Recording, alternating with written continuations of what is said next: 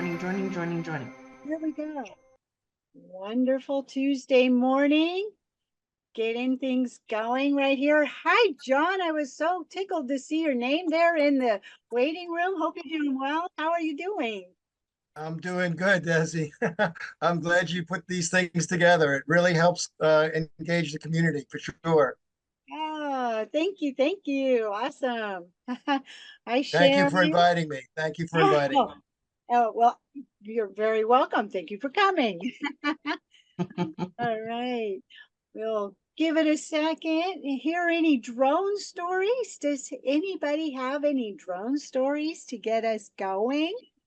Um, Gonna let a few more people in here. Hi, Sharon. I see Sharon on here. It's good to see everybody. Everybody's excited for our spotlight speakers for today. I know. So we're going to give it a sec.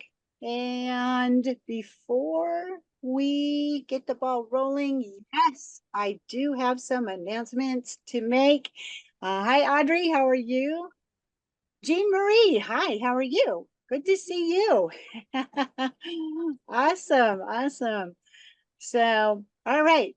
I am going to bump over to some announcements because I do actually have several of them today.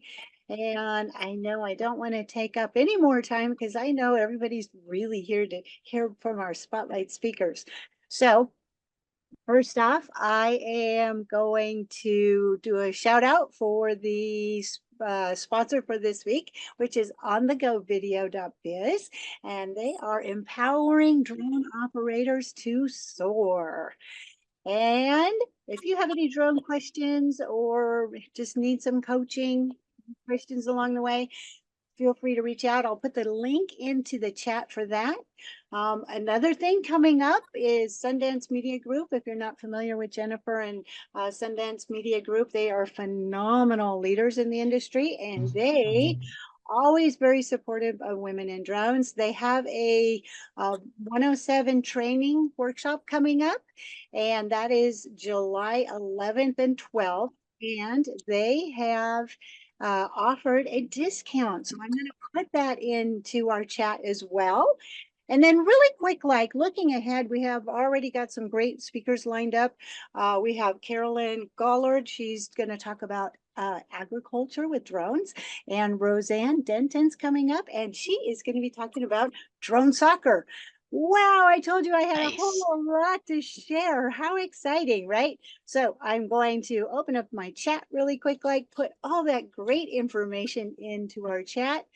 And with that, we do want to keep the chat open for any comments, questions along the way. And we hope it's very engaging because we have amazing guest speakers here today doing amazing things in the industry. Now, Sheila, she is no stranger to our coffee connection because she's always helping us behind the scenes. But today she's in front of the camera helping out.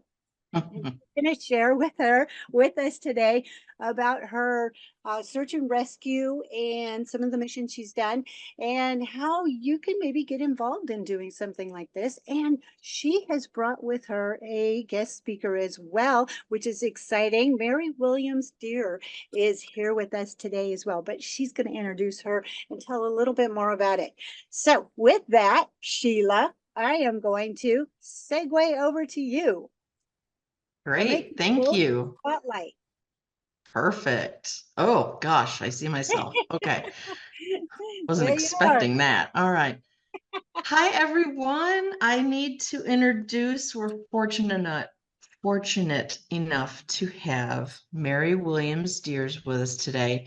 She is founder, founder, from what I understand, of Western New York Missing Persons and Unidentified Network. I'm sorry, I messed that up, didn't I? Little bit, not much. Missing and Unidentified Network. That's Unidentified Persons Network. Maybe I can get my own name right and then we can proceed.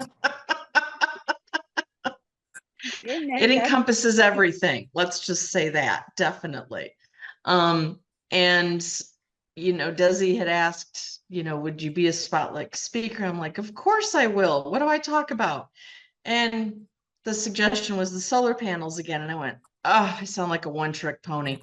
And Sharon was brilliant and said, well, why don't you talk about your experience with, search and rescue and the missing persons organization that you mention so often? And I'm like, of course, that's a fantastic, absolutely fantastic idea. So, Yeah, I love it. And thank you for having us. yes. And luckily Mary was available. And Well, Sheila has made herself available for us here at Western New York Missing and Unidentified Persons Network. So it's only right, I think, that we return that favor when asked. So thank you for all you've done for us, Sheila. oh no, you're the best. So I appreciate it that you had the time today. I know you're busy. So I have a few slides, but Mary and I are hoping to, if you have questions, anyone, please either throw them in the chat or by all means unmute and ask along the way, because we would love to have input and questions and comments come in so that we can get everyone engaged and, get answers for you or find answers for you, whichever it is. So I'll start sharing my screen and we'll introduce how Mary and I first met. And I hope everyone can see that. We have our first one there. And Mary and I reached out to Mary on Facebook because she has the group there. And I said, hey, I'm a drone pilot. If you need any help, let me know. And unfortunately, she does often. It's not an ideal situation, but to help is something that I felt like, was needed with the drone because we have that ability. And our first meeting was for Kevin Hornberg, who was missing down in Jamestown, New York, and unfortunately to this day is still missing. But we did do a search in Jamestown. There's been multiple searches that Mary has been a part of leading to search for Kevin. To this day, I'm not sure of how many there've been, but there's been plenty. And I've been a part of a couple that were outside of the Jamestown area. Well, actually, some of the Jamestown area, I do recall. We went to a bunch of locations to search. So, yes. So let's see if I can forward this. All right. There's our special guest today. Again, thank you so very much. There's her logo. So if you look for it on Facebook, you're able to locate it. And a lot of people on there. So my why on why I reached out to Mary was I wanted to help families find answers because I cannot fathom having a missing family member or friend, loved one, not knowing where they are. So I'm also one of those people who watches the shows on TV, missing and okay, yes, I admit I watched the series, like with murdered people and things like that too, that are found decades later and what have you. But I'm into that kind of thing. I've always been into Sherlock Holmes and puzzles and everything else. And once the drone thing bit me, then to be able to try and help families, try and find answers, this I felt for me was something that, I needed to do. And to show that drone technology can be used for good and not just what we hear on the news, bad ideas, to actually show it as public service, that I felt was big. In my mind, you could send the drone out, cover large areas, and try to focus searches with the groups that are actually there volunteering, because Mary will be the first to tell you, trying to get people together is not an easy feat. And then finally to help the community I live in. So that's my why. And I would love for Mary to go ahead and share how, she started or why and how she got her group, her network begun. So please, Mary, go for it. Absolutely. So we started around, I believe we started the page around February of 2021. And my why is kind of a combination of things, including growing up and, when I was just a little young girl, hearing cases such as Lorisi SheilaBugbee, Yolanda Bendix, Kathy Wilson, unsolved murders, and still to this day missing people. And then I grew up, and all of those cases are unfortunately still missing or still unsolved here to this day. Some of those families waiting upwards of 20 years, some of them as long as 50 years. So I quickly realized that there is a gap to be filled in any capacity, really. We all have the capacity to help. And I wanted to know more about how I could help, because it just seemed like there was a gap to be filled. If these cases remained unsolved from the time I was a child to now an adult, it definitely made me start asking what we can do as a community to assist in hopefully bringing some resolution to these cases. And on a little bit more of a personal level, I have had some siblings be unfindable for short amounts of time. And I could only imagine, and I kind of compared that, I had somebody missing maybe for 12 hours where they were unaccounted for, could not be located, and how scary that was, and how alone I also felt in those times, where I also related to these families. How alone must they feel going, 10, 15, 20 years with no resolution, and our community seemingly becoming complacent with people up and disappearing and resolution not being found. So I like to call my position a missing persons advocate, because that's all I am. I am just a community volunteer. And there's not much special about me, but I did soon realize that there is something that we can all be doing to help. So I wanted to definitely do my part in doing so. So that's my why. For sure. And just so everyone understands, I think in my mind, I know that we try to get involved as soon as possible when the person is missing, but we're not technically part of the police response. We're like the next level down from how I understand how it's working. So we're strictly volunteer, and Mary works directly with the families of these, loved ones, and it's an emotional toll, I have no doubt. But for instance, the gentleman here on the right, you'll see, media releases and things like that. Not often, unfortunately, it's not always hitting the news. And luckily, this gentleman did come home. There was a positive resolution for him. But there's certain instances where, for instance, let me move a little further. I'm sorry, I'm going to get ahead of myself. Let's stop here and ask in the chat if you have been a part of a search for a missing person, or even I've seen some drone pages now that are searching for missing pets. But the people are who we're talking about today. But if you've been a part with your drone of helping find anybody, please add that in. And I do hope I'm not triggering anybody with today's topic too. I'm sorry. Didn't even say that up front. So back to the slides, because I did jump ahead of in my mind what I wanted to say.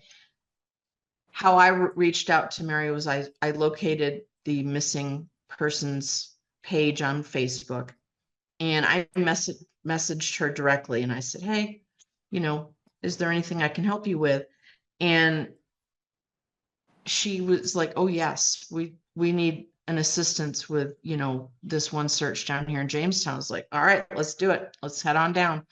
And I was a fresh pilot. I was like, let's go do it. And we hit like at least 5 spots, I think, that day that you guys had looked at. And we tried to narrow it down.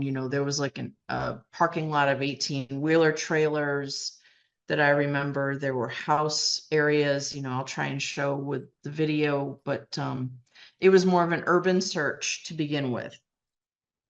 And then I think the second time I came down for Kevin, it was more of a field more outskirts of Jamestown. So it was more of a rural search. And then realize, everybody, that everyone is a volunteer. Everyone brings a certain flavor to the search. And because Mary's a volunteer, this is not the first thing on her plate. So if you do reach out to a coordinator or a co-founder of a missing persons network, they're not going to get back to you immediately. So give them some time. It might take a week, could take longer, but give them some time to get back to you. And in that time, go ahead and train yourself, study what you can, practice with your drone, and be ready for when you are needed, because it is sporadic. It'll come up out of nowhere. Hey, we've got a kayak turned over. Is there a way you can get up to Lake Erie or Lake Ontario and see if you're able to fly the drone? That kind of a thing. It just, out of nowhere, they'll come. And be prepared for what you might encounter, because there's a potential possibility that you might find something, and realize that you are dealing with the real families and friends that could be standing right next to you, and you're looking for their loved one. So they're scared, they're confused, they're emotional, they're crying. Be prepared for that environment that you're walking into. Be as professional as you can, but also be empathetic. Don't say anything like, yeah, this is my third search this week.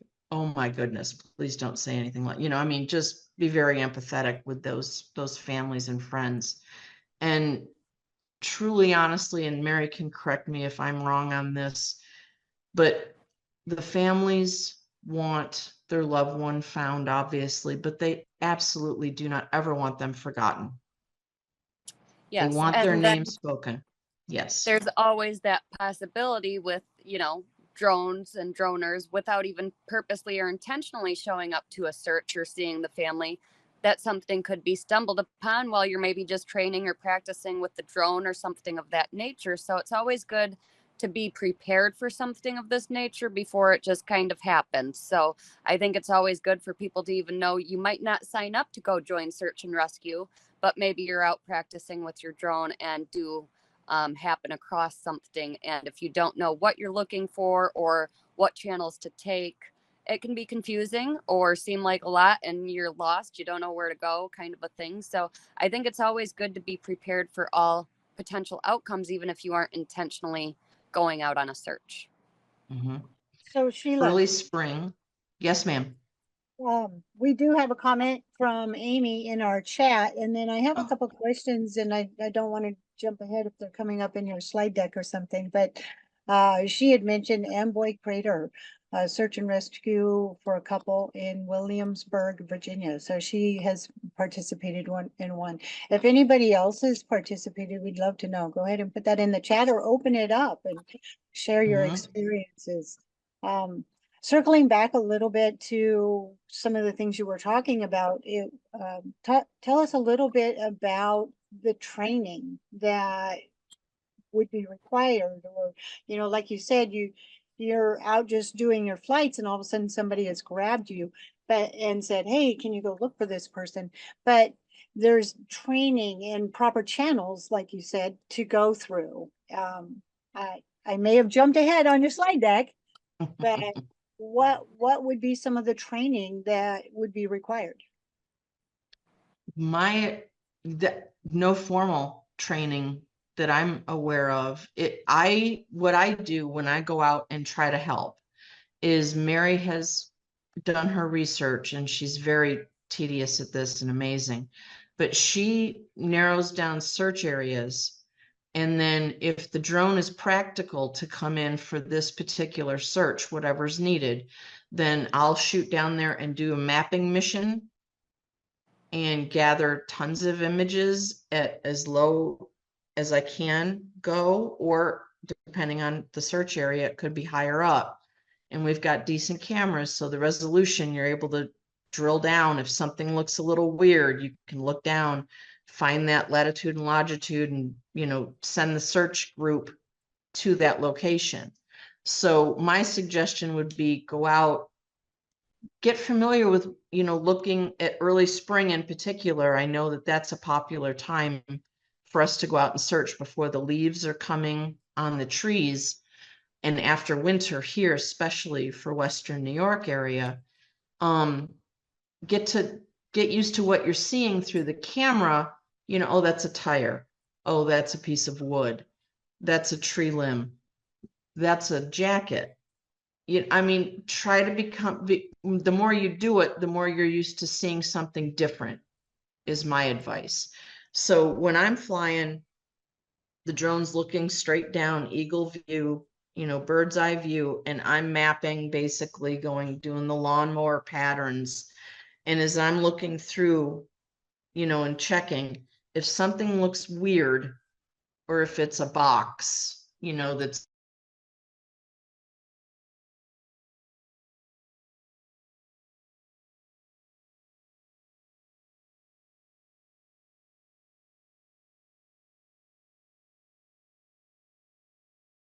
Not overly, other than, like you said, we don't require any specific training. It's all on a volunteer basis. Of course, with more training comes the bigger probability something will be found, but that's what we would also like to highlight, is that anybody is capable of helping. It doesn't take any specific trainings or anything of that nature. Just showing up for these families a lot of times, showing that you are willing to do what you can with the knowledge that you have already. Of course, with trained droners such as Sheila, we can definitely feel more secure about the area that was covered rather than backtracking. But even people that are new to droning and want to know how they can help, we accept them in on searches as well.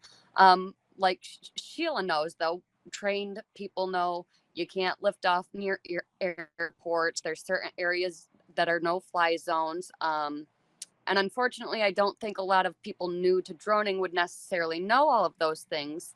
But sometimes just simply putting a drone up could result, just like a foot search or a ground search or any other kind of search. An aerial search can turn up something that has previously been missed, whether it's a new case or an old case. Sometimes we're looking for a specific colored jacket or a specific color this, and it doesn't take an expert necessarily to be able to come up with that. So sometimes just having people willing and volunteers at the ready.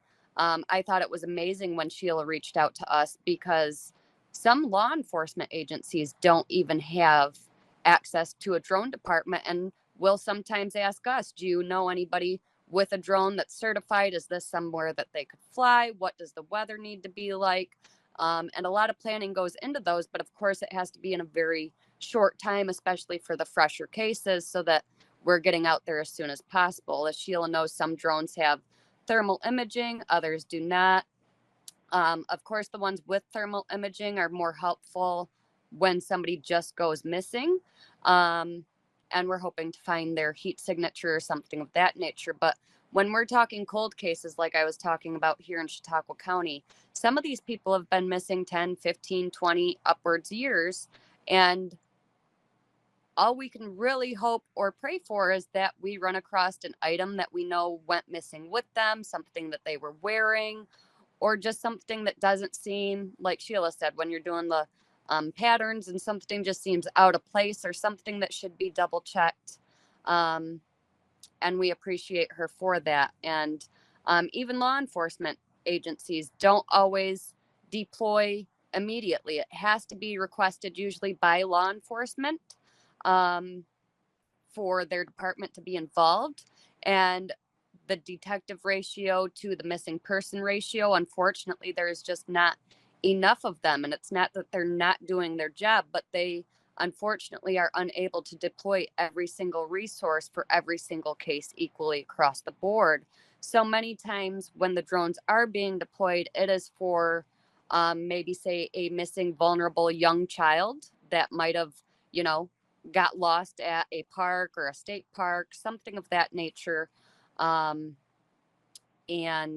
need located quickly. Sometimes an elderly vulnerable person with Alzheimer's or dementia, and getting that drone out there quickly. Sometimes a department will wait, those lovely business days. Nobody needs help except Monday through Friday, 8 to 4. But say it's a Saturday night, 11:30 at night, a lot of times those searches are going to wait to commence until the following morning. So it is really amazing to have somebody and to have that reassurance that we have Sheila and can reach out to her at any time. And I give her that. Sheila has been messaged at probably every hour of any day, and she's still as responsive as anybody can be, you know, as long as she's not sleeping. And it's amazing to know that we have a resource and a willing person with the expertise that Sheila has, willing to help our mission, because again, there are so many gaps that need filled, and drones are one of those resources that, like she said, a drone can kind of do equivalent to a 50-person ground or foot search in a lot less time. So again, thank you for being willing to help with that. And for example, this picture of what you'll see on the screen right now is of the gentleman that we saw earlier that was the media release. This is the kind of outfit that you might be looking for from the sky, which is not easy to locate. You've got a black baseball hat, a gray sweatshirt, a black backpack, a black bike with fluorescent lettering on one pipe. So this is what you're looking for from the sky. This is not going to be easy to locate. And if it's 10 to 15 years old, then you've got leaf coverage, you've got dirt, you've got things that the drone will not locate.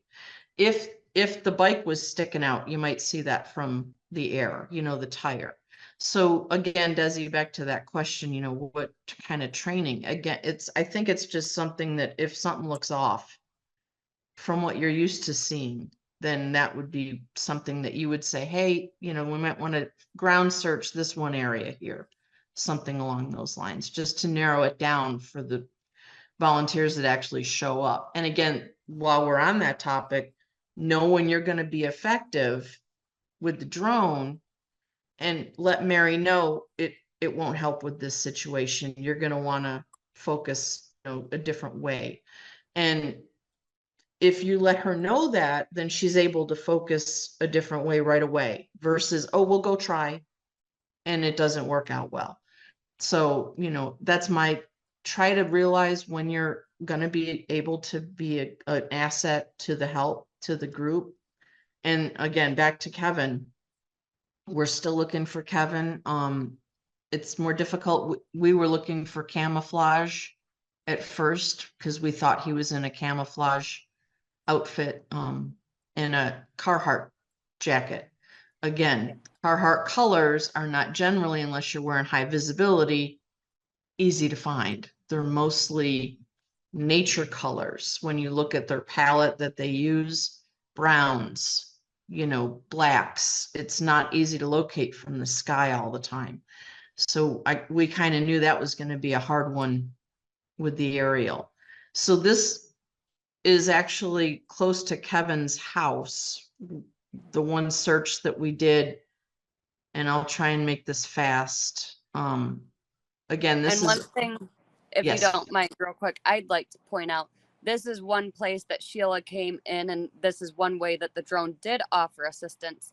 Everybody isn't always willing to allow us access to their property. So the fact that Sheila doesn't need their permission to lift the drone off the air down the road, and can kind of get a better visual sometimes of areas that we might not have access for, or even contact information to request permission before accessing. This gives us a better idea of, hey, we've covered this neighborhood. Now she's covered backyards. I think we can rest assured that we can begin moving outwardly from this point.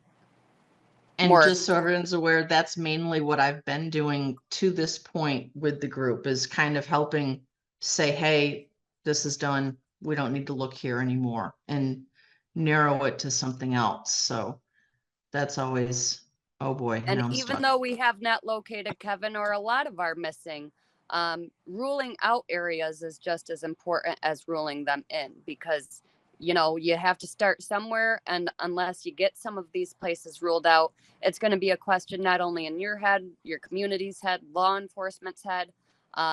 and to have these areas ruled out and so quickly. You know, like I said, your drone can cover as much area as 50 ground searchers can in 3 days time within an hour of you lifting off. So And one thing most people notice is there's not a lot of missing people on the news. It takes a lot to get someone listed as missing on the news. yes. Yeah. And I did just see one that did. they broadcast that a drone was able to find them. So I'm going to step in really quick, like here, Go ahead. because there's been a lot of conversation into our chat. Good. And so Jill has mentioned a search and rescue mission. She's done 2 of them in her area, and it's really elevated her experience with it and what to look for and such like that. And so she's got a post in there about her experience there. So I wanted to make mention of that. And then Amy was wondering about if the law enforcement has to be engaged before a search and rescue mission can be activated. And keep moving on though, because there's been a lot of conversation. And then Dana also mentioned that Pilot Institute has added a course for search and rescue, so that would be great to attend. John mentioned in here, I told you there was a lot going on in our chat. So I'm sure this is a hot topic here that we would want to discuss a little bit deeper, but John mentioned about the use of thermal cameras. And so he was saying about utilizing the infrared emitted by the to find possible targets. And then big shout out to Jennifer Pigeon, who is always wonderful at putting links in there for our chats here. Thank you, Jennifer. She has posted several training opportunities.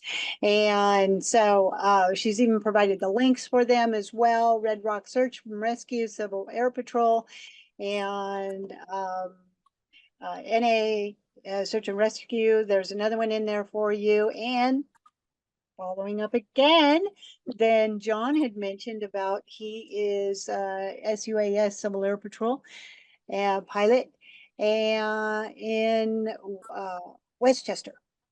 So a lot of great conversations going into our chat there, and good to hear that some activities have been made and they've had opportunities to get out there and do the search and rescue. With that, I do have Sheila, I just want to help Amy for 1 second. I want to answer that question, if I may. Yes, it was my understanding is that public safety law enforcement needs to be engaged before drones soar.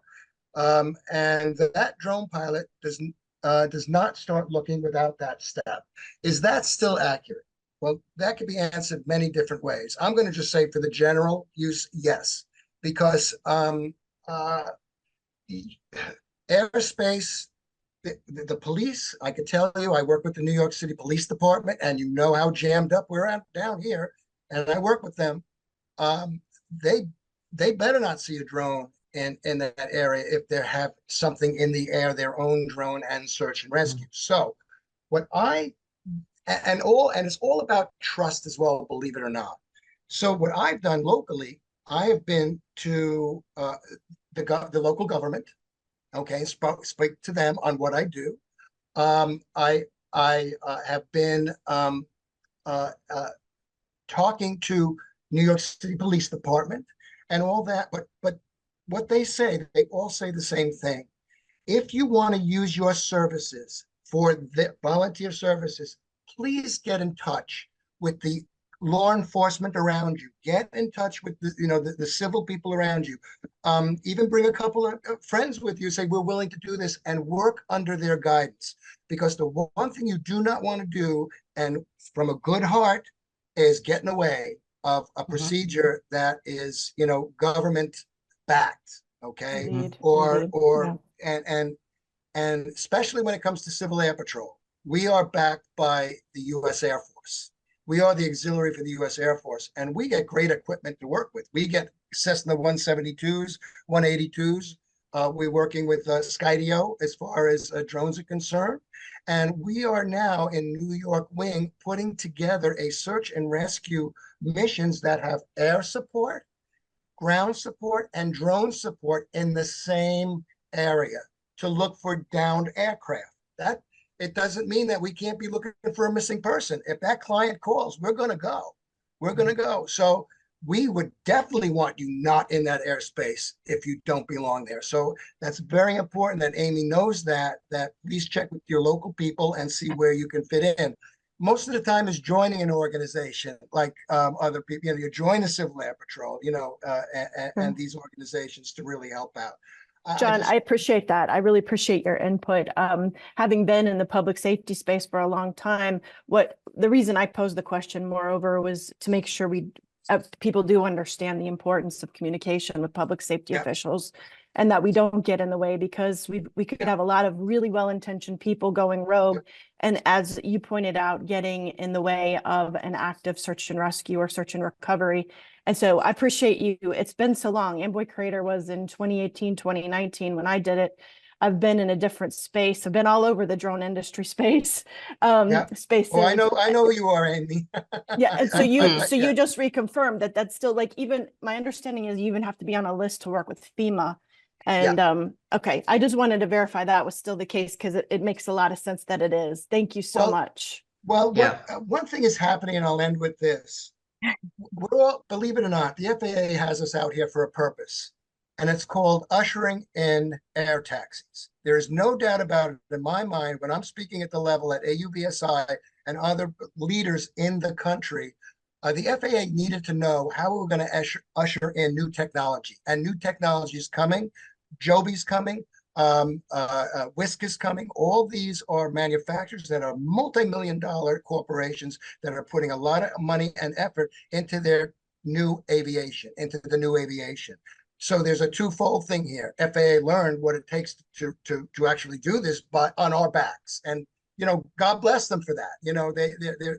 They were looking for the future, how we're going to usher in these new vehicles. These vehicles are going to start flying in 2028. That's when they're going to start physically flying. And we, as drone pilots, now have more of a crowded airspace below 400. So it even becomes more critical to the FAA where we are.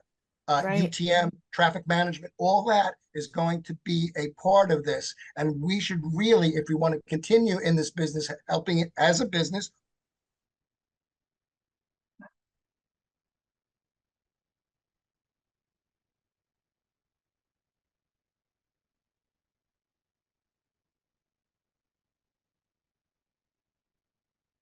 flying safe. That's what they're saying at this point. Yep. Agree. So Thank you. Keep that UTM in mind. It's coming. And there's a number of companies doing it. Check out Aloft. ALF Aloft. That's the one I'm looking at right now. All right. Okay. More coming. So I wanted to ask one more question while we're talking in lines of our training and background and such. Does going through the FEMA program, I know there's many steps to it. Thank you, Jennifer. She put Aloft in there. There's many steps to it. Going through that program, is that beneficial to getting out there and doing the search and rescue? Knowing just even the basics of that program. The FEMA 101, you mean, that we took with Dr. Murphy? Yes. I mean, I did that basic level one, but luckily, so my experience with Mary is Mary deals with the police. Mary is she lets me know, because again, the police have already basically given up on the search, is where we're at with Mary's group. So the police are out of, they're done. Enough time has passed where they've given up. And Mary works with the family. She has dealt with the police on the case, the detectives, and she coordinates with the police on our behalf to say, hey, I'm bringing in a drone, and are you okay with it? And the police will let her know, no, or yes. And then that's when I can come down. So just so everyone's aware, that's how we function. And Mary is my conduit to that official source. But the police are, in my mind, from what searches we've done, the police are steps away from when I do anything. And Mary, please elaborate Yeah. more on that. Yeah. Yeah, to piggyback off of what he was saying, we do always contact law enforcement. At no time do you want to begin search and rescue efforts without the very least them having the knowledge that you're in that area. And once in a while, we do come across maybe not the aftermath of, okay, resources have, died down. They don't have as much time or resources, and they might have more cases that they need to kind of start breaking those down for. But once in a while, we'll call them, and it will be in the middle of the night, and we'll be Right. like, do you guys currently have anybody out? And they're like, well, no, everybody was gone for the day. If you can assist overnight, this is what you can do, or to stay out of this specific area. Or they're always, I've never had one to date tell us no, they don't want our assistance. Usually they are looking, but they do. They want you calling in and coordinating efforts so that we can get the maximum out of both community volunteers and law enforcement volunteers. And like Sheila said, many times when they are willing and able to utilize resources such as drones or aerial helicopters, any of those things, they don't normally go long term. Those are usually resources utilized maybe for a week, 2 weeks, and I don't usually see them go past that. And that is where they're more than welcome. We try to keep our feet out of pathways if they are still conducting searches or anything like that, so that we're not making new footprints or anything that might mistake the missing person, for being in that area or something at that time. But again, that might be where they say, hey, well, we don't want your feet in the area, but if you have a drone to put up until morning when we can get out, we welcome that assistance. But like Sheila said, many times that dwindles rather quickly. And usually after about 2 weeks, they're like, listen, we don't have the manpower to continue this level of search efforts for an extended period of time. And each one is different. They have different requests and such of what areas they want us in or out of. But sometimes a volunteer droner is either the first one out there or the last one out there, like Sheila said, either before they can begin conducting their own search, if it's on a weekend, overnight, something of that nature, detectives aren't in the office, or say things have dwindled down after 2 weeks, they are usually more than welcoming of that assistance. And sometimes it is just communicating with them. Where do you want us? How far have you gotten? Would you say that area is cleared to the best of your ability? Should we revisit that spot or begin working outwardly? But communication is absolutely key and critical. And every search is different because every family is different, and their influence and perhaps monetary backing, it all makes a difference, honestly. And as Sheila knows, some of our cases never get those resources utilized. Now, whether it's a law enforcement department without a drone department, or it's a law enforcement agency that has limited resources, so they only deploy those if it's a missing vulnerable child or elderly adult. A lot of times our missing adults tend to get, I don't want to say overlooked, but less prioritization than some of the others. So those are the cases we like to represent the underrepresented. We like to be a voice for the voiceless. In the cases that aren't hitting the news necessarily, if they aren't hitting the news, I can almost guarantee you there are no community volunteers out there. That is how you gain traction. That is how you gain other resources that a department might not have, and communicate what is needed for that case or search specifically. I know we're closing in on time, and Desi's going to let me know that, but I cannot suggest enough this resource, this book, Lost Person Behavior. It is based on 25 years of data throughout the world. It gives you hours, times, graphs, every information that you can imagine. Its main reason is to help searchers look in the right place to find lost subjects faster.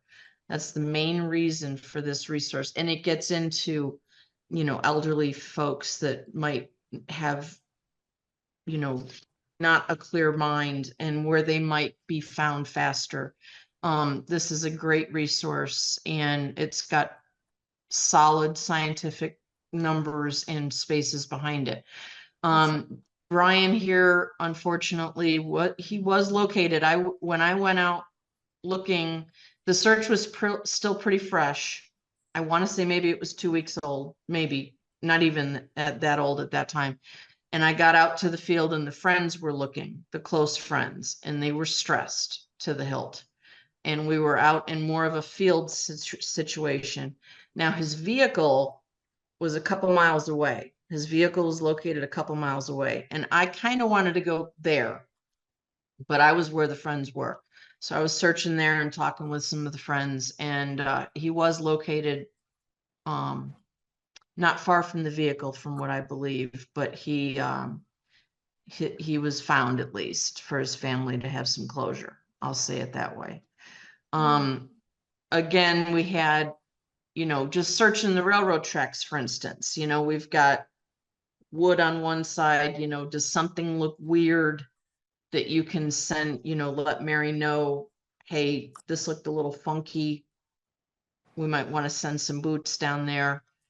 And let's see if I can get past And the this one. first places we kind of tend to gravitate to is any nearby water sources or railroad tracks, kind of a thing. So like I was telling you earlier, your drone can cover those areas, rule them out or in, or we need to search more or we don't, and definitely give us a better grasp as to where we're headed from there. But the drone just going down the railroad tracks clears a large amount of area out of there for us already. And I know that we specialize and hone in here in our own community in Western New York, but there are other groups and search and rescue teams, both community and certified, nationwide, including but not limited to Q for Monica Kaysen.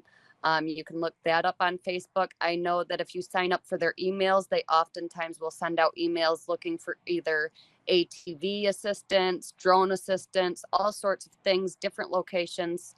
Although they're based out of one state specifically, they travel as well. So there's also Texas EcuSearch that does similar as well. So we are spread out. And of course, I hope to see that being a growing trend and more of us popping up all over so that, you know, everybody knows who there is and how to help and all of those things. But I appreciate you guys having us today. And I really appreciate you guys seeking us out and offering your assistance. Awesome. John does have his hand up. He wanted to ask another question or make another comment. No, I just want to add to what Mary Williams is saying. God bless you, first of all, for getting involved and helping people out like this. This is good. This is what we need. This is definitely community minded. But I want to, you know, after the police have done their thing, right, and you decide to go out, you guys are really in rural areas, okay? And you've got to be careful of trespassing, right? And of course, you have to get the owner's approval, whoever owns that land, approval to step on that land. That's we've learned that from very high up. And also, once you're on there, and any mission that you do, I don't care what it is, safety first. Safety is the key. So if you're out there, and this is one of the things we talk about, is bright vests, bright, reflective, yellow, red, anything that could make you shine, okay? There's hunters out there too. You don't know. You could be in the middle of something that, you know, all, you know, best intentions, and somebody gets really hurt.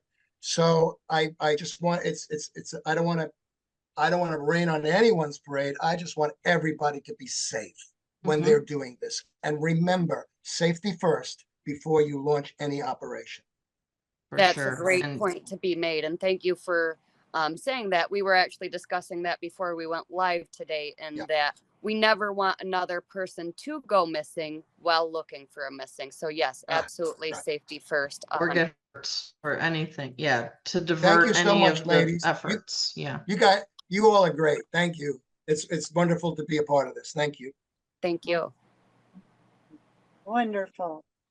And that's all I had. Mary, if you have anything more, please feel free.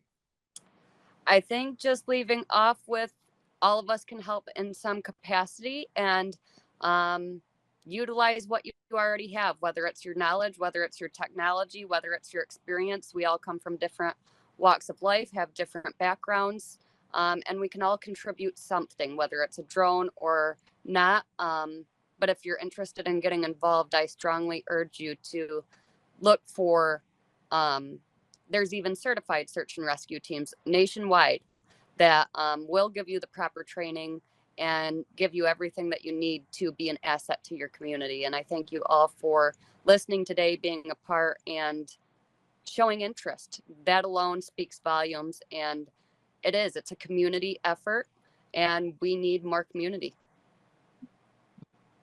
Awesome. Awesome. Well, thank you so much. Thank you. Yeah. Like, It's all about education, Mary. Education, education, education. Get it out there. And that's what you're doing. Thank you. Thank you. thank you. Thank you for what you're doing.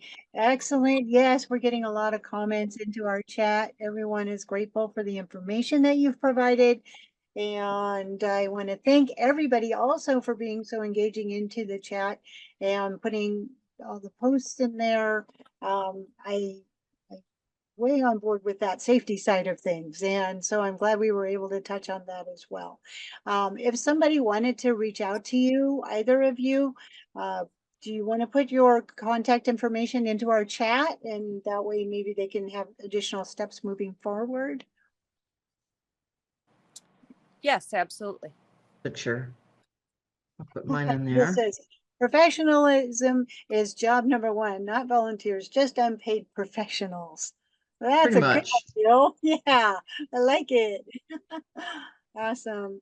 Well, I truly appreciate the presentation from both of you today. Thank you for giving us that insight into it and providing your knowledge.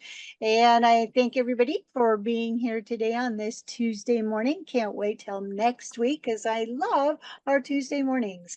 So I want to thank everybody. Have a safe and wonderful week, and we will see you next week. That kind of wraps it up.